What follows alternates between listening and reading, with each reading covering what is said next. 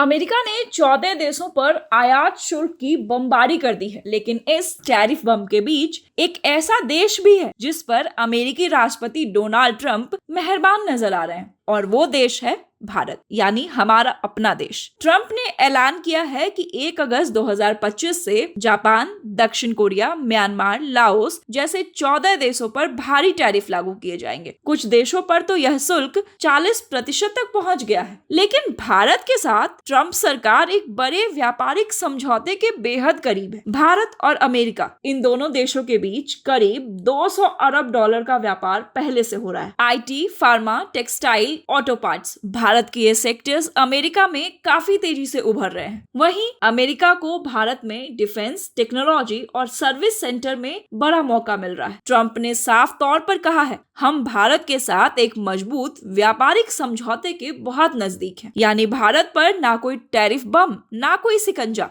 बल्कि बातचीत और समझ का रास्ता। जिन देशों से अमेरिका की डील नहीं बनी, उन्हें सीधे पत्र भेजे गए, अब तुम्हें टैरिफ भरने होंगे। लेकिन भारत को लेकर ट्रंप की सोच बिल्कुल अलग रही। यह भारत की बढ़ती आर्थिक और रणनीतिक अहमियत के संकेत है। क्या जल्द ही भारत और अमेरिका के बीच फ्री ट्रेड एग्रीमेंट यानी FTA हो सकता है? अगर ऐसा होता है तो भारत को अमेरिकी बाजार तक और आसान पहुंच मिल सकती है। इसके साथ ही अमेरिकी कंपनियों को भारत में निवेश का खुला मौका मिल सकता है। टैरिफ बम के इस दौर में भारत को राहत देना न केवल आर्थिक रणनीति का हिस्सा है, बल्कि यह भी दर्शाता है कि दुनिया की सबसे बड़ी अर्थव्यवस्था भारत को अब सिर्फ एक दोस्त नहीं, एक पार्टनर मान रही। भारत पर टैरिफ बम नहीं गिरने का काफी फायदा होगा। भारत के लिए संभावित फायदों में नए अमेरिकी बाजार में भारतीय उत्पादों को ज्यादा पहुंच, न्यू टैरिफ या शुल्क मुक्त पहुंच, तकनीकी और रक्षा